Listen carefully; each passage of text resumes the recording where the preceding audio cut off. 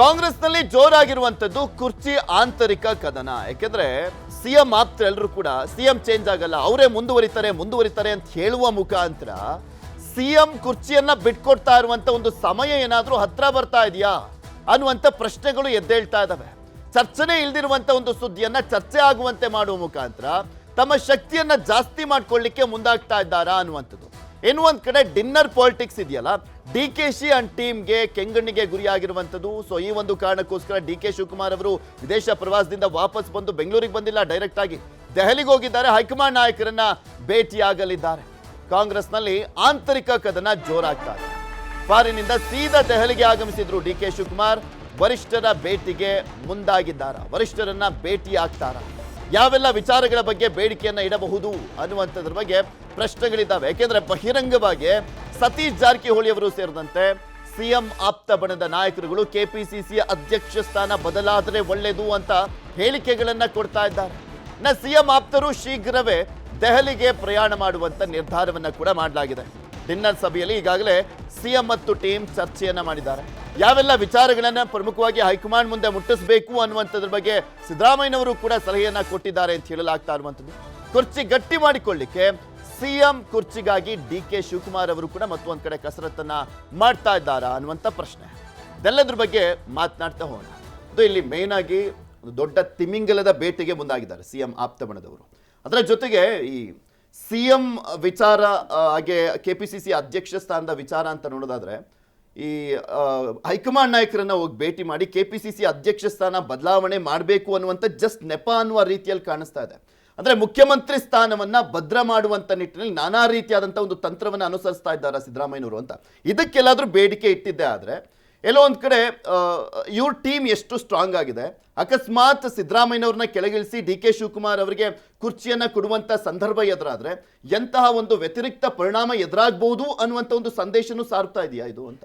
ಸಿದ್ದರಾಮಯ್ಯ ಎಷ್ಟು ಸೂಕ್ಷ್ಮವಾಗಿ ಮತ್ತು ಎಷ್ಟು ಯಾವ ಪ್ರಮಾಣದಲ್ಲಿ ಸಂದೇಶಗಳನ್ನು ಕೊಡಬೇಕು ಅನ್ನೋದ್ರಲ್ಲಿ ತುಂಬ ನಿಸ್ಸಿಮ್ರು ಅನ್ನುವಂಥದ್ದು ಕಳೆದ ಒಂದೂವರೆ ದಶಕದ ರಾಜಕಾರಣದಲ್ಲಿ ಅದು ಕಾಂಗ್ರೆಸ್ ಒಳಗಡೆ ಬಂದು ಇಷ್ಟೆಲ್ಲ ಅವ್ರನ್ನ ಬಂದು ಬಳಸ್ಕೊಂಡು ಅವ್ರನ್ನ ಕರ್ಕೊಂಡ್ಬಂದ ಮೇಲೆ ಬಳಸ್ಕೊಂಡು ಆಮೇಲೆ ದಳ ಮತ್ತು ಬಿ ಜೆ ಪಿಗೆ ಟಕ್ಕರ್ನ ಕೊಟ್ಟು ಆಮೇಲೆ ಬಿಸಾಕೋಣ ಅಂತ ಅಂದ್ಕೊಂಡಿದ್ದಂಥ ನಾಯಕರುಗಳು ಕೂಡ ಯಾವ ರೀತಿ ಮೆಸೇಜ್ಗಳನ್ನು ಕೊಟ್ಟರು ಅನ್ನುವಂಥದ್ದು ನೋಡಿದ್ವಿ. ಸೊ ಈ ಹಿನ್ನೆಲೆಯಲ್ಲಿ ಈಗ ಆಗ್ತಾ ಇರುವಂಥದ್ದು ಕೂಡ ಅಂಥದ್ದೇ. ಅಂದರೆ ಡಿ ಕೆ ಶಿವಕುಮಾರ್ ಅವರು ಒಂದು ವೇಳೆ ಅಧಿಕಾರ ಹಂಚಿಕೆ ಈಗ ಅವರ ಯಾರ್ಯಾರೋ ಜ್ಯೋತಿಷಿಗಳು ಜನವರಿ ಒಳಗಡೆ ಫೆಬ್ರವರಿ ಒಳಗಡೆ ಅಥವಾ ಬಜೆಟ್ಗಿಂತ ಮುಂಚೆ ನೀವೇ ತೊಗೊಂಬಿಡಿ, ಆಗಿದ್ರೆ ಮಾತ್ರ ನಿಮಗೆ ಸುಸೂತ್ರವಾಗಿ ಎಲ್ಲವೂ ಸಾಗುತ್ತೆ ಮುಂದೆ ರಾಜಕೀಯ ಜೀವನ ಅಂತೆಲ್ಲ ಸಲಹೆಗಳನ್ನ ಕೊಟ್ಟಿದ್ದಾರೆ ಅಂತ ಪೊಲಿಟಿಕಲ್ ಕಾರಿಡಾರಲ್ಲಿ ಏನು ಚರ್ಚೆ ನಡೀತಾ ಇದೆಯಲ್ಲ, ಆ ಚರ್ಚೆಗೆ ಪೂರಕವಾಗಿ ಒಂದು ವೇಳೆ ಡಿ ಕೆ ಶಿವಕುಮಾರ್ ಅವರು ಅಧಿಕಾರ ಹಂಚಿಕೆ ಸೂತ್ರವನ್ನು ಮುನ್ನೆಲೆಗೆ ಇನ್ನಷ್ಟು ತೀಕ್ಷ್ಣವಾಗಿ ತಂದಿದ್ದೆ ಆದಲ್ಲಿ ಅದಕ್ಕೆ ಸ್ಪಷ್ಟವಾದಂಥ ಚೆಕ್ಮೇಟನ್ನು ಕೊಡಲೇಬೇಕು ಅನ್ನುವಂಥ ಎಲ್ಲ ಲಕ್ಷಣಗಳನ್ನು ಸೂಚನೆಗಳನ್ನು ಇಂತಹ ಸಭೆಗಳ ಮೂಲಕ ಕೊಡಲಾಗ್ತಾ ಇದೆ. ಈಗ ಸಿದ್ದರಾಮಯ್ಯ ಬಣದ ಒಂದು ಸ್ಪಷ್ಟ ಮತ್ತು ಸರಳ ಸಂದೇಶ ಇಷ್ಟೇ ಇದೆ, ಸಿದ್ದರಾಮಯ್ಯ ಅವ್ರನ್ನ ಯಾವ ಕಾರಣಕ್ಕೂ ಕೂಡ ಕೆಳಗಿಳಿಸಬಾರ್ದು ಅನ್ನೋಂಥದ್ದು. ನಿನ್ನೆ ಕನಕ ಜಯಂತಿ ನೆಪ ಆದರೂ ಕೂಡ ಯುವಜನೋತ್ಸವ ನೆಪ ಆದರೂ ಕೂಡ ಅಲ್ಲಿ ಬಂದಂಥ ಮೆಸೇಜು ತುಂಬ ತೀಕ್ಷ್ಣವಾಗಿರುವಂಥದ್ದು. ಇನ್ನೂ ಮೂರುವರೆ ವರ್ಷಗಳ ಕಾಲ ಸಿದ್ದರಾಮಯ್ಯ ಅವರೇ ಮುಖ್ಯಮಂತ್ರಿ ಆಗಿರ್ತಾರೆ, ನಮ್ಮ ಸರ್ಕಾರ ಸುಭದ್ರವಾಗಿರುತ್ತೆ ಅಂತ ಅವರ ಆಪ್ತ ಸಚಿವರುಗಳು ಪದೇ ಮಾತನಾಡ್ತಾರೆ ಅಂತೆ ಅಂದರೆ, ಮತ್ತು ಜೊತೆಗೆ ಅದಕ್ಕೆ ಮುಂಚಿತವಾಗಿ ಸತೀಶ್ ಜಾರಕಿಹೊಳಿ ಮನೆಯಲ್ಲಿ ಡಿನ್ನರ್ ನಡೆಯುತ್ತೆ ಅಂತಂದರೆ ಇವೆಲ್ಲವೂ ಕೂಡ ಸ್ಪಷ್ಟವಾಗಿದೆ. ಡಿ ಕೆ ಶಿವಕುಮಾರ್ ಅವರು ಏನೆಲ್ಲ ಸರ್ಕಸನ್ನು ಮಾಡಿದ್ರು ಕೂಡ ಅವರಿಗೆ ಕುರ್ಚಿ ಸಿಗಲ್ಲ ಅನ್ನುವಂಥದ್ದು. ಅಕಸ್ಮಾತ್ ಕುರ್ಚಿ ಬಿಟ್ಕೊಡುವಂಥ ಪರಿಸ್ಥಿತಿ ಆದರೆ, ಯಾಕಂದರೆ ಸಿದ್ದರಾಮಯ್ಯ ಕೂಡ ಅವರ ಆಪ್ತರ ಯಾರಿಗೂ ಕೂಡ ಡಿ ಕೆ ಶಿವಕುಮಾರ್ ಮತ್ತು ಡಿ ಕೆ ಶಿವಕುಮಾರ್ ಬಣದ ಕೆಲವು ನಾಯಕರುಗಳು ಮಾತನಾಡಿದಂಥ ಸಂದರ್ಭದಲ್ಲಿ ಸ್ವತಃ ಸಿದ್ದರಾಮಯ್ಯ ಅವರು ಯಾವುದೇ ಅಧಿಕಾರ ಹಂಚಿಕೆ ಆಗಿಲ್ಲ, ಸೂತ್ರ ಆಗಿಲ್ಲ ಅಂತ ಹೇಳಿದ್ರು ಕೂಡ ಅವರ ಆಪ್ತರಿಗೆ ಸ್ಪಷ್ಟವಾದಂಥ ಚಿತ್ರಣವನ್ನು ಕೊಟ್ಟಿಲ್ಲ ಅನ್ನುವಂಥದ್ದು ಕಾಣಿಸ್ತಾ ಇದೆ. ಸೊ ಈ ಹಿನ್ನೆಲೆಯಲ್ಲಿ ಪದೇ ಏನಾಗಿದೆ ಏನಾಗ್ತಾ ಇದೆ ಅನ್ನೋಂಥ ಒಂದು ಮನವರಿಕೆಯನ್ನು ಮಾಡಿಕೊಳ್ಳಿಕ್ಕೆ ಅವರ ಆಪ್ತರು ಕೂಡ ಪ್ರಯತ್ನ ಪಡ್ತಾ ಇದ್ದಾರೆ. ಒಂದು ವೇಳೆ ಅಕಸ್ಮಾತ್ ಅಂಥದ್ದೇ ಒಂದು ಪರಿಸ್ಥಿತಿ ಬಂದರೆ ಪಕ್ಷದ ಕೋಸ್ಟ್ ಅಂತ ಆಗಿರುವಂಥ ಅಹಿಂದ ನಾಯಕರುಗಳಿಗೆ ಮನ್ನಣೆ ಸಿಗಬೇಕು, ನೀವೇ ಇರಬೇಕು, ನೀವಿಲ್ಲ ಅಂದರೆ ನಿಮ್ಮ ಬಣದ ನಮ್ಮಲ್ಲಿ ಯಾರಾದರೂ ಇದ್ದೇ ಇರಬೇಕು, ಅದರ ಹೊರತಾಗಿ ಮತ್ಯಾವ ಪೊಲಿಟಿಕಲ್ ಮಾರ್ಕೆಟಿಂಗಿಗೂ ಕೂಡ ಇಲ್ಲಿ ಅವಕಾಶ ಇಲ್ಲ ಅನ್ನುವಂಥ ಒಂದು ಸ್ಪಷ್ಟವಾದಂಥ ಮೆಸೇಜನ್ನು ಸಿದ್ದರಾಮಯ್ಯ ಅವ್ರಿಗೂ ಕೂಡ ಕೊಡ್ತಾ ಇದ್ದಾರೆ. ಇದಕ್ಕೆ ಪೂರಕವಾಗಿ ಮೊನ್ನೆ ಆದಂಥ ಸಭೆಯಲ್ಲೂ ಕೂಡ ಸಿದ್ದರಾಮಯ್ಯ ಅವರು ಯಾವುದೇ ಒಪ್ಪಂದ ಆಗಿಲ್ಲ, ಡೈರೆಕ್ಷನ್ಗಳನ್ನ ಪಾಲನೆ ಮಾಡಿ ಅಂತ ಅಷ್ಟೇ ಹೇಳಿದ್ದಾರೆ ಅಂತ ವರದಿ ಆಗಿದೆ. ಆ ಡೈರೆಕ್ಷನ್ಗಳಂದರೆ ಏನು? ಯಾಕಂದರೆ 4-5 ಜನದಷ್ಟಕ್ಕೆ ಮಾತ್ರ ಗೊತ್ತಿದ್ದು ಅವತ್ತು ಅಧಿಕಾರ ಹಂಚಿಕೆ ಸೂತ್ರ ಮತ್ತೊಂದು ಇದೆಲ್ಲಾಗಬೇಕಾರೆ. ಸೊ ಅದೇನು ಅನ್ನುವಂಥ ಒಂದು ಪ್ರಶ್ನೆ ಇದ್ದೇ ಇದೆ. ಆ ಪ್ರಶ್ನೆಗೆ ಉತ್ತರವನ್ನು ಪಡ್ಕೊಳ್ಳೇಬೇಕು ಅಂತ ಡಿ ಕೆ ಶಿವಕುಮಾರ್ ಓಡಾಡ್ತಾ ಇದ್ದಾರೆ. ಅದು ಸಿಗಬಾರ್ದು ಅಂತ ಈಗ ಸತೀಶ್ ಜಾರಕಿಹೊಳಿ ಅವರು ಸ್ಪಷ್ಟವಾಗಿ ಕಾಣಿಸ್ತಾ ಇರೋದು. ಅಹಿಂದ ಕೋರ್ ಸ್ಟ್ರೆಂತ್ ಏನಿದೆ ಪಕ್ಷದ್ದು, ಆ ಕೋರ್ ಸ್ಟ್ರೆಂತ್ಗೆ ಅನುಗುಣವಾಗಿ ಈಗಾಗಲೇ ಬೈ ಎಲೆಕ್ಷನಲ್ಲೂ ಕೂಡ ಆಗಿರುವಂಥದ್ದು ಅಥವಾ ಕಳೆದ ಲೋಕಸಭಾ ಎಲೆಕ್ಷನ್ ಆಗಿರ್ಬೋದು, ವಿಧಾನಸಭಾ ಎಲೆಕ್ಷನ್ ಆಗಿರ್ಬೋದು, ಎಲ್ಲದರಲ್ಲೂ ಕೂಡ ಒಟ್ಟಾರೆ ಪಕ್ಷ ಏನಾದರೂ ಒಂದು ಪರ್ಫಾರ್ಮೆನ್ಸ್ ಮಾಡಿದೆ ಅಂತಂದರೆ ಅದಕ್ಕೆ ಕಾರಣ ಅಹಿಂದ ವೋಟ್ ಬ್ಯಾಂಕು. ಆ ಅಹಿಂದ ವೋಟ್ ಬ್ಯಾಂಕ್ಗೆ ಸಿದ್ದರಾಮಯ್ಯ ಅವರ ನಾಯಕತ್ವ ಇದೆ ಮತ್ತು ನಮ್ಮೆಲ್ಲರ ಸಹಕಾರ ಮತ್ತು ಶಕ್ತಿ ಇದೆ ಅನ್ನುವಂಥ ಮೆಸೇಜನ್ನು ಕೊಡ್ತಾ ಇದೆ. ಈಗ ಇವರಿಗೆ ಅಕಸ್ಮಾತ್ KPCC ಅಧ್ಯಕ್ಷಗಿರಿಯಲ್ಲಿ ಅಷ್ಟೊಂದು ಪವರ್ಫುಲ್ ಇದ್ದರೆ, ಸಂಘಟನೆಯಲ್ಲಿ ಅಷ್ಟೊಂದು ಪವರ್ಫುಲ್ ಇದ್ದರೆ, ಮೈನಸ್ ಯೋಗೇಶ್ವರ್ ಅವ್ರನ್ನ ಪಕ್ಕಕ್ಕಿಟ್ಟು ಚನ್ನಪಟ್ಟಣದಲ್ಲಿ ತಮ್ಮನ್ನೇ ನಿಲ್ಲಿಸಿ ಗೆಲ್ಬೋದಿತ್ತು ಅಥವಾ ಬೇರೆ ಯಾರನ್ನಾರು ನಿಲ್ಲಿಸಿ ಗೆಲ್ಬೋದಿತ್ತು. ಸಂಡೂರನ್ನು ಗೆದ್ದಿರುವಂಥದ್ದು ಯಾರು? ಸಂತೋಷ್ ಲಾಡು. ಮತ್ತು ಇಲ್ಲಿ ಶಿಗ್ಗಾವಿಯನ್ನು ಗೆದ್ದಿರುವಂಥದ್ದು ಯಾರು? ಸತೀಶ್ ಜಾರಕಿಹೊಳಿ ಅವರ ತಂತ್ರಗಾರಿಕೆ ಮತ್ತು ಸಿದ್ದರಾಮಯ್ಯ ಅವರ ವರ್ಚಸ್ಸು. ಸೊ ಈ ಹಿನ್ನೆಲೆಯಲ್ಲಿ ಪಕ್ಷದ ಅಧ್ಯಕ್ಷಗಿರಿಯ ಲೆಕ್ಕಾಚಾರದಲ್ಲಿ ಮಾರ್ಕೆಟಿಂಗ್ ನಡೀತಾ ಇದೆ ಹೊರತು ಸ್ಪಷ್ಟವಾದಂಥ ಏನು ಅವರ ಶಕ್ತಿ ಯಾವುದೇ ರೀತಿ ಇದುವರೆಗೂ ವಿಸಿಬಲ್ ಆಗಿ ಕಂಡಿಲ್ಲ ಅನ್ನುವಂಥ ಮೆಸೇಜನ್ನು ಪದೇ ಪದೇ ಪಾಸ್ ಮಾಡ್ತಾ ಇದ್ದಾರೆ. ಮತ್ತು ನಮ್ಮ ಪಕ್ಷದ ಕೋರ್ ಸ್ಟ್ರೆಂತ್ ಏನಿದೆ, ಆ ಕೋರ್ ಸ್ಟ್ರೆಂತನ್ನು ಟಚ್ ಮಾಡುವಂಥ ಪ್ರಯತ್ನವನ್ನು ಮಾಡಬೇಡಿ ಅಂತ ಒಂದು ನೇರ ಸಂದೇಶವನ್ನು ಕೂಡ ಹೈಕಮಾಂಡ್ಗೆ ಕೊಡ್ತಾ ಇದ್ದಾರೆ. ಪೃಥ್ವಿ, ಓಕೆ ಪಟೇಲ್ರೆ, ಇಲ್ಲಿ ಮೇನ್ಲಿ ಸಿದ್ದರಾಮಯ್ಯನವರು ಈ ಹಿಂದೆ ಈ ಲೋಕಾಯುಕ್ತ ವಿಚಾರದಲ್ಲಿ ಮೂಢ ಹಗರಣ ಬಂದಂಥ ಸಂದರ್ಭದಲ್ಲಿ ಮಾತನಾಡ್ಬೇಕಾದ್ರೆ ನನ್ನನ್ನು ಟಚ್ ಮಾಡಿದ್ರೆ ರಾಜ್ಯದ ಜನ ಸುಮ್ಮನಿರ್ತಾರಾ ಅಂತ, ಅದು ಬರೀ ಲೋಕಾಯುಕ್ತ ವಿಚಾರದಲ್ಲಿ ಮಾತ್ರ ಅಲ್ಲ, ಅಂದರೆ ಒಂದು ಮೂಢ ಪ್ರಕರಣದಲ್ಲಿ ಮಾತ್ರ ಅಲ್ಲ, ಬೇರೆ ಎಲ್ಲ ರೀತಿಯಲ್ಲೂ ಒಂದು ಸಂದೇಶವನ್ನು ರವಾನಿಸಿದ್ರು. ಅದಾದಮೇಲೆ ಸಾಕಷ್ಟು ಸಮಾವೇಶಗಳಲ್ಲೂ ಕೂಡ ಅವರ ಬಂಟ್ರೆಲ್ಲರೂ ಕೂಡ ಮಾತನಾಡಿದ್ರು ಸಿದ್ದರಾಮಯ್ಯನವರೇ ಮುಂದುವರಿತಾರೆ ಅಂತ. ನಿನ್ನೆ ಬೇರೆ ಒಂದು ಸಮಾವೇಶ ಆಗುತ್ತೆ, ಅಲ್ಲಿ ಭೈರತಿ ಸುರೇಶ್ ಅವರು ಕೂಡ ಹೇಳ್ತಾರೆ 3.5 ವರ್ಷಗಳ ಕಾಲ ಸಿದ್ದರಾಮಯ್ಯನವರೇ ಇರ್ತಾರೆ ಅಂತ. ಹಾಗೆ ಮತ್ತೊಂದು ಕಡೆ ನಾವು ಸೂಕ್ಷ್ಮವಾಗಿ ನೋಡೋದಾದ್ರೆ ಒಂದೊಂದು ಕಡೆಯಿಂದ ಸಮಾವೇಶಗಳನ್ನು ಮಾಡ್ಕೊಂಡು ಬರಲಾಗ್ತಾ ಇದೆ. ಇದ್ರ ಮುಖಾಂತರ ಸಿದ್ದರಾಮಯ್ಯನವರ ಸಪೋರ್ಟ್, ಹಾಗೆ ಸಿದ್ದರಾಮಯ್ಯನವ್ರನ್ನ ಏನಾದರೂ ಕೆಳಗಿಳಿಸಿದಂಥ ಸಂದರ್ಭದಲ್ಲಿ ನೀವೆಲ್ಲರೂ ಕೂಡ ಜನ ಸಿದ್ದರಾಮಯ್ಯನವರ ಬೆಂಬಲಕ್ಕೆ ನಿಲ್ಲಬೇಕು ಅನ್ನುವಂಥ ಒಂದು ಸಂದೇಶನೂ ರವಾನೆ ಆಗ್ತಾ ಇದೆಯಾ ಸಮಾವೇಶದ ಮುಖಾಂತರ? ಬಿಕಾಸ್ ಹಾಸನದಲ್ಲಾಯಿತು, ಈಗ ದಾವಣಗೆರೆ, ನೆಕ್ಸ್ಟ್ ಉತ್ತರ ಕರ್ನಾಟಕ, ಕಲ್ಯಾಣ ಕರ್ನಾಟಕ, ಹಾಗೆ ಕಿತ್ತೂರು ಕರ್ನಾಟಕ ಭಾಗದಲ್ಲೂ ಕೂಡ ಮಾಡಬೇಕು ಅಂತ ಅಂದ್ಕೊಂಡಿದ್ದಾರಂತೆ ಸಮಾವೇಶಗಳನ್ನು. ಪೃಥ್ವಿ, JDS ಫಾರ್ಮ್ ಆದಮೇಲೆ ದೇವೇಗೌಡರು ಜನತಾದಳ ಒಡೆದು ಓಡಾದ ನಂತರ JDS ಫಾರ್ಮ್ ಆದಮೇಲೆ ಒಕ್ಕಲಿಗರಲ್ಲಿ ಬಹುತೇಕ 100% ಅನ್ನೋ ಸುಳ್ಳು. ಯಾರಾದರೂ 100% ದೇವೇಗೌಡರು ಓಟ್ ಹಾಕ್ತಾರೆ ಅನ್ನೋ ಸುಳ್ಳು. ಯಾಕಂತ ಹೇಳಿದ್ರೆ BJPಲಿರ್ತಕ್ಕಂಥ ಒಕ್ಕಲಿಗರು, ಕಾಂಗ್ರೆಸ್ಲಿರ್ತಕ್ಕಂಥ ಒಕ್ಕಲಿಗರು ಗೆದ್ದಿರ್ತಾರೆ. ಹಾಗಾಗಿ ಮೋರ್ ದೆನ್ 50% ಒಕ್ಕಲಿಗರು ಒಂದು ಸೈಡು ಅದು ದೇವೇಗೌಡರು JDSಲ್ಲಿ ಕೂರಿಸ್ಕೊಂಡ್ರು. ಇನ್ನು ವೀರೇಂದ್ರ ಪಾಟೀಲ್ ನಂತರ, ವೀರೇಂದ್ರ ಪಾಟೀಲ್ ಅವರಿಗೆ ಅಧಿಕಾರವನ್ನು ಕಿತ್ಕೊಂಡ್ರು ಅನ್ನೋ ಒಂದು ಗಂಭೀರ ಆರೋಪದ ನಂತರ ಬಹುತೇಕ ಲಿಂಗಾಯತ ಸಮುದಾಯ ದಿನೇ ದಿನೇ ಅದು ಚದುರೋಗಕ್ಕೆ ಆರಂಭ ಆಯಿತು. ಅದು ನಿಧಾನವಾಗಿ ಭಾರತೀಯ ಜನತಾ ಪಕ್ಷದ ಕಡೆ ಒಲವನ್ನು ತೋರಿಸ್ಲಿಕ್ಕೆ ಶುರು ಮಾಡಿದರು. ಅಲ್ಲಿ ರಾಮಕೃಷ್ಣ ಹೆಗಡೆ ಕಾಣಿಸಿದರು. ಹೆಗಡೆಯವರವರಿಗೆ ಅವರು ಬ್ರಾಹ್ಮಣರಾದರೂ ಕೂಡ ಅವರು ಲಿಂಗಾಯತ ನಾಯಕರಾಗಿ ಹೊರಹೊಮ್ಮಿದ್ರು. ಅದು ಅಷ್ಟು ಸುಲಭ ಅಲ್ಲ. ಒಂದು ಸಮುದಾಯದ ನಾಯಕ ಇನ್ನೊಂದು ಸಮುದಾಯದರು ಅವ್ರನ್ನ ಒಪ್ಪುಕೊಳ್ಳೋದು ಅಷ್ಟು ಸುಲಭ. ಅದು ಆ ನಾಯಕತ್ವದ ಮೆರುಗು ಮತ್ತು ನಾಯಕತ್ವದ ಶಕ್ತಿ ಅಂತ ಹೇಳ್ಬೋದು. ಅದಾದ ಬಳಿಕ ನಿಮಗೆ ವಚನಭ್ರಷ್ಟ ಅನ್ನೋದು ಏನು 2008ರಲ್ಲಿ ಅಧಿಕಾರ ಹಸ್ತಾಂತರ ಮಾಡಲಿಲ್ಲ HD ಕುಮಾರಸ್ವಾಮಿ. ಆ ಸಂದರ್ಭದಲ್ಲಿ ಅಲ್ಲಿವರೆಗೂ ಕೂಡ ಯಡಿಯೂರಪ್ಪನವರ ಲಿಂಗಾಯತ ಸಮುದಾಯ ಒಪ್ಕೊಂಡಿರಲಿಲ್ಲ. ಅವ್ರನ್ನ ಲಿಂಗಾಯತ ನಾಯಕರು ಅಂದ್ಕೊಂಡಿದ್ರು. ಆದರೆ ಅದು ಯಾವತ್ತೂ ಕೂಡ ಅಧಿಕಾರ ಹಂತಕ್ಕೆ ಯಾವತ್ತೂ ಬಂದಿರಲಿಲ್ಲ. 40 ಸೀಟು 50 ಸೀಟು ಇಷ್ಟರೊಳಗಡೆ ಸೀಮಿತ ಆಗಿತ್ತು. ನಂತರ ವಚನಭ್ರಷ್ಟ ಅಂತೇಳಿ ಅಧಿಕಾರ ಹಸ್ತಾಂತರ ಮಾಡೋ ಸಂದರ್ಭದಲ್ಲಿ ಒಂದಷ್ಟು ಯಡಿಯೂರಪ್ಪನವರ ಕಾರಣಕ್ಕಾಗಿ, ಅನ್ಯಾಯ ಮಾಡಿದ ಕಾರಣಕ್ಕೆ, ಮಠಾಧೀಶರ ಬೆಂಬಲ ಕಾರಣಕ್ಕಾಗಿ ಲಿಂಗಾಯತ ಸಮುದಾಯ ಭಾರತೀಯ ಜನತಾ ಪಕ್ಷದ ಜೊತೆ ಗುರುತಿಸ್ಕೊಳ್ತು. ಸದ್ಯ ಕಾಂಗ್ರೆಸ್ಸಿಗೆ ಇರ್ತಕ್ಕಂಥ ಆಸರೆ ಇರ್ತಕ್ಕಂಥದ್ದು ಪರಿಶಿಷ್ಟ ಜಾತಿ, ಪರಿಶಿಷ್ಟ ಪಂಗಡ, OBC ಇವರೇ ಆಸರೆ ಇರ್ತಕ್ಕಂಥದ್ದು. ಇವತ್ತು ಕೂಡ ನಿಮಗೆ ಲಿಂಗಾಯತ ಸಮುದಾಯನ ಕಾಂಗ್ರೆಸ್ ಪಕ್ಷ ಓಲೈಕೆ ಮಾಡಲಿಕ್ಕೆ ಸಾಧ್ಯ ಆಗ್ತಾನೇ ಇಲ್ಲ. ಅವರೆಲ್ಲ ಎಲ್ಲ ಪ್ರಯತ್ನವನ್ನು ಮಾಡಿದರು. ಮೊದಲ ಬಾರಿಗೆ ನಿಮಗೆ ಬಸವಣ್ಣನ ಫೋಟೋವನ್ನು ಸರ್ಕಾರಿ ಕಚೇರಿಗಳಲ್ಲಿ ಹಾಕೋ ಪ್ರಯತ್ನವನ್ನು ಮಾಡಿದರು. ಧರ್ಮ ತರೋದ್ರ ಬಗ್ಗೆ ಆಯಿತಾ, ಬೇರೆ ಬೇರೆ ಕಾರಣಗಳು ಅದು. ಆದರೂ ಲಿಂಗಾಯತರು ಓಲೈಕೆ ಆಗಲಿಲ್ಲ.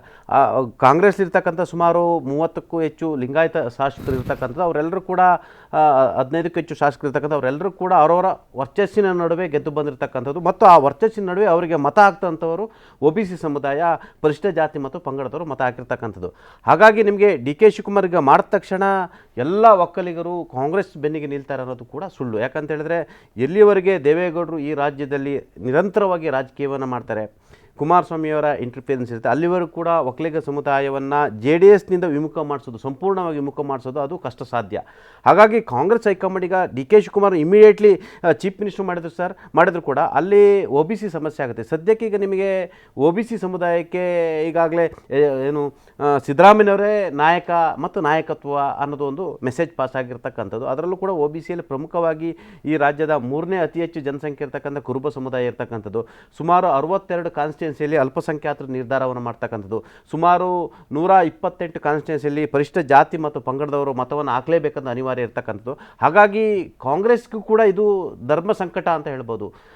ನುಂಗಲಾರ್ದ ಬಿಸಿ ತುಪ್ಪವಾಗಿ ಪರಿಣಮಿಸಿರ್ತಕ್ಕಂಥ ನಿಮಗೆ ನೋಡಿರ್ಬೋದು. ಈ ಸಚಿವ ಸಂಪುಟದಲ್ಲೂ ಕೂಡ ಬಹುತೇಕ ಇರ್ತಕ್ಕಂಥ 32 ಸಚಿವರು, 32 ಸಚಿವರುಗಳಲ್ಲಿ ಬಹುತೇಕ DK ಶಿವಕುಮಾರ್ ಪರವಾಗಿರ್ತಕ್ಕಂಥ 2 ಅಥವಾ 3 ಬೆರ್ಲ್ಯಾಂಡ್ಕೆ ಅವರು, ಅದರಲ್ಲೂ ಕೂಡ ಒಂದಷ್ಟು ತಟಸ್ಥ, ಅದರಲ್ಲ ಆಲ್ಮೋಸ್ಟ್ ಮೋರ್ ದೆನ್ 20+ ಸಚಿವರುಗಳು ಕೂಡ ಸಿದ್ದರಾಮಯ್ಯನವರ ಬೆಂಬಲಕ್ಕೆ ಇರ್ತಕ್ಕಂಥದ್ದು. ಇನ್ನು 138 ಅಥವಾ ಪ್ಲಸ್ 139 ಶಾಸಕರು ಅಂತಾರೆ, ಯಾಕಂದರೆ ಪಕ್ಷೇತರರು ಕೂಡ ಅವ್ರ ಜೊತೆ ಗುರ್ಸ್ಕೊಂಡ್ರ ಕಾರಣಕ್ಕಾಗಿ. ಅದರಲ್ಲೂ ಕೂಡ ನಿಮಗೆ 20ಕ್ಕೂ ಮೇಲೆ ಡಿ ಕೆ ಶಿವಕುಮಾರ್ ಪರವಾಗಿಲ್ಲ. ಇವೆಲ್ಲವನ್ನು ಕೂಡ ಒಂದು ಪಕ್ಷ, ರಾಷ್ಟ್ರೀಯ ಪಕ್ಷವಾಗಿ ಗಮನಿಸುತ್ತೆ. ಡಿ ಕೆ ಶಿವಕುಮಾರ್ ಅವರನ್ನ ದಿಢೀರ್ನೇ ಅವ್ರನ್ನ ಮುಖ್ಯಮಂತ್ರಿ ಮಾಡೋದ್ರಿಂದ ಅದರ ಸಾಧಕ ಮತ್ತು ಬಾಧಕಗಳು. ಒಂದು ವೇಳೆ ಡಿ ಕೆ ಶಿವಕುಮಾರ್ ಮಾಡಿದರೆ ಸಿದ್ದರಾಮಯ್ಯನವರು ಏನು ಮಾಡ್ತಾರೆ, ಅವರು OBC ಹಿತವನ್ನು ಕಾಯಕ್ಕಾಗಿ ಅವರು ಮೈಸೂರು ಸೆಟ್ಲ್ ಆಗ್ತಾರೆ, ಅವ್ರಿಗೆ ಬೇಕಾದರೂ ಕೊಡ್ತಾರೆ. ಆಗ ಮತ್ತೆ ಎಲ್ಲ ಒಂದು ಕಡೆ ಸಿದ್ದರಾಮಯ್ಯನವರು ಅನಿವಾರ್ಯ ಆಗ್ತಾರೆ. ಹಾಗಾಗಿ ಈ ರಾಷ್ಟ್ರೀಯ ಪಕ್ಷಗಳಿಗೆ ಏನು ಅಂತ ಹೇಳಿದ್ರೆ ರೀಜನಲ್ ನಾಯಕತ್ವವನ್ನು ಸಹಿಸೋಲ್ಲ. ಇದೇ ಕಾರಣಕ್ಕಾಗಿ ನಿಮಗೆ ಇವತ್ತು ಆಂಧ್ರ ಪ್ರದೇಶ 2 ಓಳಾಯಿತು. ಜಗನ್ನಿಗೆ ಅವತ್ತು ಅಧಿಕಾರ ಹಸ್ತಾಂತರ ಮಾಡಿದರೆ ಅವತ್ತು ಕಾಂಗ್ರೆಸ್ ಪಕ್ಷ ಜೀವಂತವಾಗಿರ್ತಕ್ಕಂಥದ್ದು. ಬೇರೆ ಬೇರೆ ರಾಜ್ಯಗಳಲ್ಲೂ ಕೂಡ ನಿಮಗೆ ಸಿಂಗಲ್ ನಾಯಕತ್ವಕ್ಕೆ ಒತ್ತು ಕೊಡಲ್ಲ. ಅದು BJP ಇರ್ಬೋದು, ಕಾಂಗ್ರೆಸ್ ಇರ್ಬೋದು. ಅವರು ನಿಧಾನಕ್ಕೆ ಅವರನ್ನು ಎಲ್ಲಿ ರಾಜಕೀಯವಾಗಿ ಅವ್ರನ್ನ ಸೈಡ್ಲೈನ್ ಮಾಡಬೇಕು ಆ ಪ್ರಯತ್ನವನ್ನು ಮಾಡ್ತಾರೆ. ಆದರೆ ಇತ್ತೀಚಿನ ದಿನಗಳಲ್ಲಿ ಕಾಂಗ್ರೆಸ್ಗೆ ಅಂಥ ಸ್ಥಿತಿ ಇಲ್ಲ. ಅದು ಭಾರತೀಯ ಜನತಾ ಪಕ್ಷದಲ್ಲಿ ಏನು ಬೇಕಾದ್ರೂ ಮಾಡುವಂಥ ಅವಕಾಶ ಇರ್ತಕ್ಕಂಥದ್ದು. ಆದರೆ ಕಾಂಗ್ರೆಸ್ ಇವತ್ತು ದೇಶಾದ್ಯಂತ ವಿಪ್ಲವದಲ್ಲಿರ್ತಕ್ಕಂಥದ್ದು, ದುರಿತ ಕಾಲದಲ್ಲಿರ್ತಕ್ಕಂಥ. ಹಾಗಾಗಿ ಸಿದ್ದರಾಮಯ್ಯ ಕೂಡ ಅನಿವಾರ್ಯ. ಈಗ ಕಾಂಗ್ರೆಸ್ಗೆ ಏನಾಗಿದೆ ಅಂತ ಹೇಳಿದ್ರೆ ನೆಂಟರ ಮೇಲೆಯೂ ಕೂಡ ಪ್ರೀತಿ, ಅಕ್ಕಿ ಮೇಲೆ ಕೂಡ ಆಸೆ. ದಿಢೀರ್ನೆ ಡಿ ಕೆ ಶಿವಕುಮಾರ್ ಮಾಡಿದ್ರು ಕೂಡ, ಡಿ ಕೆ ಶಿವಕುಮಾರಲ್ಲೇ ಮಾಡಿದ್ರು ಕೂಡ ಎಲ್ಲೊಂದು ಕಡೆ ಅದರ ಹೊಡೆತವನ್ನು, ಬಿಸಿಯನ್ನು ತಡ್ಕೊಳ್ಳೋಕ್ಕೆ ಸಾಧ್ಯ ಇಲ್ಲ. ಯಾಕಂದರೆ ಕಾಂಗ್ರೆಸ್ಸಿಗೆ ಏನು ಸಾಂಪ್ರದಾಯಿಕ ಮತದಾರರು ಯಾರು, ಪರಿಶಿಷ್ಟ ಜಾತಿ, ಪರಿಶಿಷ್ಟ ಪಂಗಡ ಮತ್ತು OBC ಸಮುದಾಯ, ಇವು ಕೈ ತಪ್ಪಿದರೆ ಕಾಂಗ್ರೆಸ್ ಏನಾಗುತ್ತೆ ಅಂದರೆ ನೀರಿನಿಂದ ಮೇಲ್ಗಡೆ ತೆಗೆದ ಏನು ಮೀನಂತ ಪರಿಸ್ಥಿತಿ ಆಗುತ್ತೆ. ಹಾಗಾಗಿ ಕಾಂಗ್ರೆಸ್ಗೂ ಇಂಥ ಸ್ಥಿತಿಯಲ್ಲಿ ಇದರ ಲಾಭವನ್ನು ಸಿದ್ದರಾಮಯ್ಯನವರು ಅದ್ಭುತವಾಗಿ ಬಳಸ್ಕೊಳ್ತಿದ್ದಾರೆ. ಅವ್ರಿಗೆ ಅವ್ರ ಪರವಾಗಿ MLAಗಳು, ಶಾಸಕರು, ಸಚಿವರುಗಳಿರ್ತಕ್ಕಂಥ ಜನ ಇರ್ತಕ್ಕಂಥ ಆ ಸಮುದಾಯವನ್ನು ಅವರು ಅದ್ಭುತವಾಗಿ ಬಳಸ್ಕೊಳ್ತಾರೆ. ಡಿ ಕೆ ಶಿವಕುಮಾರ್ ಒಂದು ಮಾತನ್ನು ಹೇಳಿದರು, ನಿಮಗೆ ಒದ್ದು ಅಧಿಕಾರ ಕಿತ್ಕೊತೀನಿ ಅಂತ. ಅವತ್ತಿನ ಸ್ಥಿತಿ ಬೇರೆ, ಇವತ್ತಿನ ಸ್ಥಿತಿ ಬೇರೆ. SM ಕೃಷ್ಣ ಅವರು ಬಾಗಿಲು ಒದ್ದು ಕಿತ್ಕೋಬೋದು. ಆದರೆ ಇವತ್ತು ಒದೆಯಕ್ಕೆ ಹೋದರೆ ಇವತ್ತು ಅವ್ರ ಕಾಲೇ ಮುರಿದಾಕುವಂಥ ಸ್ಥಿತಿ ರಾಜಕಾರಣದಲ್ಲಿ ಇದೆ. ರಾಜಕಾರಣದಲ್ಲಿ nothing but like A chess game. ನಿಮ್ಗೆ ಎಲ್ಲಿ ಪಾನ್ ಉರುಳಿಸ್ತೀರಾ, ಯಾರನ್ನು ನೀವು ಹೊರಡ್ತೀರಾ. ನೋಡಿ, ಒಬ್ಬ ಸೈನಿಕ ರಾಜನ ಓಡಿಸ್ಬೋದು ಸರಿಯಾದ ರಾಜಕಾರಣ ಮಾಡಿದರೆ. ಆದರೆ ಡಿ ಕೆ ಶಿವಕುಮಾರ್ ಅವರ ಅರೋಗ್ಯನ್ಸಿ, ಅವರ ಬುಲ್ಡೋಜ್ ನೇಚರ್, ಅವರ ಮಾರ್ಕೆಟಿಂಗ್ ಸ್ಟ್ರಾಟಜಿ ಅವೆಲ್ಲವೂ ಕೂಡ ಬೇಕು. ಆದರೆ ಇವಾಗ ಆಯಾ ಕಾಲಮಾನಕ್ಕೆ ತಕ್ಕಂತೆ ಅದನ್ನು ಪ್ರಯೋಗ ಮಾಡಬೇಕು. ಎಲ್ಲ ಟೈಮಲ್ಲಿ ಕೂಡ ವರ್ಕೌಟ್ ಆಗಲ್ಲ. ಆದರೆ ಹೈಕಮಾಂಡ್ ಕೂಡ ನುಂಗಲಾರದ ಬಿಸಿ ತುಪ್ಪ. ಈಗ ಸರಿ, ಒಂದು ವೇಳೆ ಡಿ ಕೆ ಶಿವಕುಮಾರ್ ಅವ್ರನ್ನ ಮುಖ್ಯಮಂತ್ರಿಯನ್ನು ಹೈಕಮಾಂಡ್ ಮಾಡಿದರೂ ಕೂಡ ಸಿದ್ದರಾಮಯ್ಯರನ್ನ ಮನವೊಲಿಸಿ, ಅಲ್ಲೂ ಕೂಡ ಸಿದ್ದರಾಮಯ್ಯ ಇಂಟರ್ಫಿಯರೆನ್ಸ್ ಇದ್ದೇ ಇರುತ್ತೆ. ಯಾಕಂದರೆ ಸಿದ್ದರಾಮಯ್ಯ ಹೇಳಿದವರಿಗೆ 20ರಿಂದ 25 ಜನಕ್ಕೆ ಸಚಿವರು ಮಾಡ್ತಾರೆ, ಎಲ್ಲ ಸೀನಿಯರ್ ಮಾಡ್ತಾರೆ, ಎಲ್ಲ ಬಹುತೇಕ ಖಾತೆಗಳನ್ನೆಲ್ಲ, ಹಣಕಾಸು ಖಾತೆ ಅಂದರೆ ಎಲ್ಲ ಖಾತೆಯನ್ನು ಕೂಡ ಬಹುತೇಕ ಅವರ ಸಚಿವರುಗಳು ಇಟ್ಕೊಳ್ತಾರೆ. ಆ ಸಂದರ್ಭದಲ್ಲೂ ಕೂಡ ಡಿ ಕೆ ಶಿವಕುಮಾರ್ದು ಆರೋಗ್ಯನ್ಸ್ ನಡೆಯೋಕ್ಕೆ ಸಾಧ್ಯ ಇಲ್ಲ. ಯಾಕಂದರೆ ಒಂದು ಕ್ಯಾಬಿನೆಟ್ನಲ್ಲಿ ಎಲ್ಲ ಸಚಿವರು ತೀರ್ಮಾನ ಮಾಡಿದ್ರೆ ಮಾತ್ರ ಕ್ಯಾಬಿನೆಟಲ್ಲಿ ಯಾವುದೇ ಒಂದು ಅಜೆಂಡಾ ಅಪ್ರೂವ್ ಆಗಲಿಕ್ಕೆ ಸಾಧ್ಯ. ಆದರೂ ಕೂಡ ಇದು ಅಷ್ಟು ಸುಲಭದ ಮಾತಲ್ಲ. ಸದ್ಯ ಇನ್ನೂ ಕೂಡ ಚುನಾವಣೆಗೆ ಭಾಳಷ್ಟು 3 ವರ್ಷಕ್ಕೂ ಹೆಚ್ಚು ಇರ್ತಕ್ಕಂಥದ್ದು. ಈಗಾಗಲೇ ಡಿ ಕೆ ಶಿವಕುಮಾರ್ ಹೇಳುವಂತೆ 30 ತಿಂಗಳ ಅಧಿಕಾರ ಹಸ್ತಾಂತರ ಅಂತ ಹೇಳ್ತಿರ್ತಕ್ಕಂಥದ್ದು. ಇವತ್ತಿನವರು ಕೂಡ ಸಿದ್ದರಾಮಯ್ಯನವರು ಅಧಿಕಾರ ಹಸ್ತಾಂತರ ಬಗ್ಗೆ ಒಂದು ವರ್ಡ್ ಹೇಳಿಲ್ಲ, ಅವೆಲ್ಲವೂ ಸುಳ್ಳು ಅಂತಿದ್ದಾರೆ. ಡಿ ಕೆ ಶಿವಕುಮಾರ್ ಒಬ್ಬರೇ ಮಾತ್ರ ಹೇಳ್ತಿದ್ದಾರೆ. ಆದರೆ ಡಿ ಕೆ ಶಿವಕುಮಾರ್ ಜೊತೆ ಯಾರು ಕೂಡ ಇವ್ರಿಗೆ ಅಧಿಕಾರ ಹಸ್ತಾಂತರ ಆಗಿದೆ ಅಂತೇಳಿ ಯಾವ ಸಚಿವರು, ಯಾವ ಶಾಸಕರುಗಳು ಕೂಡ ಹೇಳ್ತಿಲ್ಲ. ಅದು ಕೂಡ ಡಿ ಕೆ ಶಿವಕುಮಾರ್ ಅವರಿಗೆ ಹಿನ್ನಡೆ ಆಗ್ತಿರ್ತಕ್ಕಂಥ. ಬಹುತೇಕ ಅವರಿಗೆ ಪ್ರಮುಖ ಈಗ ಥ್ರೆಟ್ ಎದುರಾಗಿರ್ತಕ್ಕಂಥ PCC ಅಧ್ಯಕ್ಷ ಹುದ್ದೆ. ಲೋಕಸಭೆ ಚುನಾವಣೆಗೆ ಅವ್ರನ್ನ ಮುಂದುವರಿಸ್ತೀವಿ ಅಂತ ಹೇಳಿದ್ರು. ಲೋಕಸಭೆ ಚುನಾವಣೆ ಮುಗಿದಿದೆ. ಈಗ ಅವ್ರು ಯಾರನ್ನು ತರೋದೊಂದು ಗೊತ್ತಿಲ್ಲ. ಅವ್ರು ತಮ್ಮನ್ನು ತರಲಿಕ್ಕೆ ಯಾರೂ ಒಪ್ಪಲ್ಲ. GC ಚಂದ್ರಶೇಖರ್ ಅವರು ಕಾರ್ಯಾಧ್ಯಕ್ಷ ಇದ್ದಾರೆ. ಆದರೆ ಉಳಿದವರೆಲ್ಲ ಒಪ್ಪೋಕ್ಕೆ ಸಾಧ್ಯ ಇಲ್ಲ.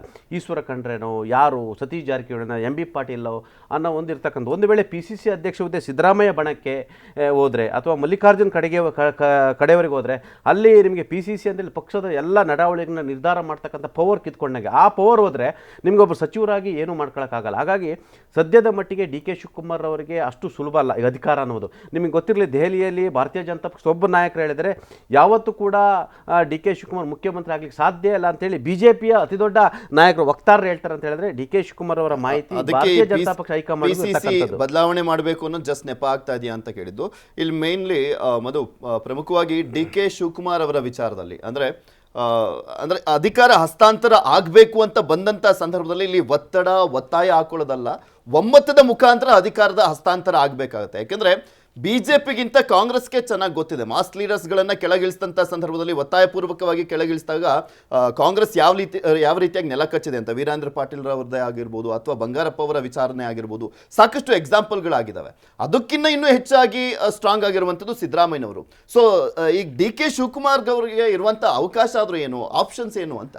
ಪೃಥ್ವಿ ಡಿ ಕೆ ಶಿವಕುಮಾರ್ ಅವರೇನು ದಡ್ಡರಲ್ಲ, ಅವ್ರಿಗೆ ಗೊತ್ತಿದೆ ಶಾಸಕರ ಬೆಂಬಲ ಎಷ್ಟರ ಮಟ್ಟಿಗಿದೆ ಮತ್ತು ಸಚಿವರುಗಳ ಬೆಂಬಲ ಎಷ್ಟರ ಮಟ್ಟಿಗೆ ನಿಂತಿದೆ. ಸೊ ಈ ಹಿನ್ನೆಲೆಯಲ್ಲಿ ಅವರು ಹೈಕಮಾಂಡ್ ಕೃಪಾ ಕಟಾಕ್ಷದಿಂದ ಆಗಬರಣ CM ಅನ್ನೋ ಲೆಕ್ಕಾಚಾರಕ್ಕೆ ಮೊಯ್ಲಿ, ಗುಂಡೂರಾವ್, ಧರ್ಮಸಿಂಗ್ ಈ ರೀತಿ ಒಂದು ಗೇಮನ್ನು ಪ್ಲೇ ಮಾಡ್ತಾ ಇರೋದು. ಆದರೆ ಸಿದ್ದರಾಮಯ್ಯ ಅವರು ಇರೋವರೆಗೆ ಇದು ಸಾಧ್ಯ ಇಲ್ಲ ಅಂತ ಅವ್ರಿಗೆ ಗೊತ್ತಿರೋದ್ರಿಂದ ಈಗ ಸದ್ಯಕ್ಕೆ ಅವರು ಉಪಮುಖ್ಯಮಂತ್ರಿ ಅಂದರೆ ಸಿಂಗಲ್ DCM ಮತ್ತು KPCC ಅಧ್ಯಕ್ಷ ಹುದ್ದೆ ಇದೆರಡನ್ನೂ ಕೂಡ ಇಟ್ಕೊಂಡು ಆಟ ಆಡ್ತಾ ಇರುವಂಥದ್ದು. ಇದೇ ಫಾರ್ಮುಲಾವನ್ನು ಈಗ ನೀವು ಕೇಳಿದಂತೆ ಅವಕಾಶ ಏನು ಅಂತಂದರೆ ಈ ಒಂದು ಫಾರ್ಮುಲಾ ಏನಿದೆ ಇದನ್ನು ಕಂಟಿನ್ಯೂ ಮಾಡಬೇಕು. ಇನ್ ಕೇಸ್ ಸಿದ್ದರಾಮಯ್ಯ ಅವ್ರನ್ನ ನೀವು ಇಳಿಸ್ತಿಲ್ಲ ಅಂತಂದರೆ ಮತ್ತೊಬ್ಬರು ಯಾರು DCMಗಳು ಬರಬಾರ್ದು. ಹೇಗೆ ಇವರೆಲ್ಲ ಒತ್ತಾಯ ಮಾಡ್ತಾ ಇದ್ದಾರೆ ಜಾತಿವಾರು DCMಗಳನ್ನ ಕೊಡಬೇಕು ಅಂತ, ಅದಾಗಬಾರ್ದು ಮತ್ತು KPCC ಅಧ್ಯಕ್ಷ ಹುದ್ದೆನೂ ಕೂಡ ಬದಲಾಗಬಾರ್ದು ಅನ್ನುವಂಥ ಒಂದು ಸ್ಪಷ್ಟವಾದ ಸಂದೇಶವನ್ನು ಹೈಕಮಾಂಡ್ ಮುಂದೆ ಇಡ್ತಾರೆ. ಸೊ ನೀವು ಒಂದು ಫಾರ್ಮುಲಾಗೆ ಒಪ್ಪಿಕೊಳ್ಳಿ, ಈಗ ಅಧಿಕಾರ ಹಂಚಿಕೆಯನ್ನು ಮಾಡಿ, ಇಲ್ಲ ಆ ಫಾರ್ಮುಲಾ ಇಲ್ಲ ಅಂದರೆ ಈ ಫಾರ್ಮುಲಾಗಾದರೂ ಬರಲೇಬೇಕು ಅನ್ನುವಂಥ ಒಂದು ಸಾಧ್ಯತೆಯನ್ನು ಮುಂದಿಡ್ತಾ ಇರುವಂಥದ್ದು ಇದೇ ಅವ್ರ ಮುಂದಿರುವಂಥ ಸದ್ಯದ ಅವಕಾಶ. ಈ ಮೂಲಕ ತಾವೇನು ಶಾಡೋ CM ಆಗಿ ಈಗ ಯಾವುದೇ ಈಗ ಜಾರ್ಜ್ ಅಂತ ಹಿರಿಯ ಸಚಿವರು ಶಿರಾದಲ್ಲಿ ಅವರ ಬೆಂಬಲಿಗರು TB ಜಯಚಂದ್ರ ಅವರ ಬೆಂಬಲಿಗೆ ಕೇಳಿದಂಥ ಸಂದರ್ಭದಲ್ಲಿ ಅದನ್ನು ಮುಖ್ಯಮಂತ್ರಿಗಳು ಉಪಮುಖ್ಯಮಂತ್ರಿಗಳು ಡಿಸೈಡ್ ಮಾಡ್ತಾರೆ ಅಂತಾರೆ. ಅಂದರೆ ಏನೇ ಕಾರ್ಯಕ್ರಮ ಮಾಡಲಿ ಅಥವಾ ಏನೇ ಹೇಳಿಕೆಗಳನ್ನ ಕೊಡಲಿ, ಸಚಿವರಾಗಲಿ ಶಾಸಕರುಗಳಾಗಲಿ, ಮುಖ್ಯಮಂತ್ರಿ ಉಪಮುಖ್ಯಮಂತ್ರಿ ಅನ್ನೋದನ್ನು ಸಮತೋಲಿತವಾಗಿ ಮಾಡ್ಕೊಂಡೇ ಬರ್ತಾ ಇದ್ದಾರೆ. ಅಷ್ಟರ ಮಟ್ಟಿಗೆ ಅವರು ಶಾಡೋ CM ಆಗಿ ಅಂದರೆ ತಮ್ಮ ಪವರನ್ನು ಕೂಡ ಇಟ್ಕೊಂಡು ಮ್ಯಾನೇಜನ್ನು ಮಾಡ್ತಾ ಇರೋದು. ಅದನ್ನೇ BJP ಅವರು out going CM, incoming CM ಅಂತ ವ್ಯಂಗ್ಯ ಮಾಡ್ತಾ ಇರೋದು. ಸೊ ಈ ಹಿನ್ನೆಲೆಯಲ್ಲಿ ಆ ಒಂದು ಪವರ್ ಫಾರ್ಮುಲಾವನ್ನಾದರೂ ಕಂಟಿನ್ಯೂ ಮಾಡುವಂಥ ಅವಕಾಶ ಸದ್ಯ ಕಾಣಿಸ್ತಾ ಇದೆ ಪೃಥ್ವಿ. ಓಕೆ, ನೋಡೋಣ ಏನಾಗುತ್ತೆ ಅನ್ನುವಂಥದ್ದು. ಇನ್ನು ಇದು ಕಾಂಗ್ರೆಸ್ ಆಂತರಿಕವಾಗಿ ಏನೇನೆಲ್ಲ ಬೆಳವಣಿಗೆಗಳಾಗ್ತಾ ಇದಾವೆ ಅಂತ ನೋಡ್ತಾ ಇದ್ದೀವಿ.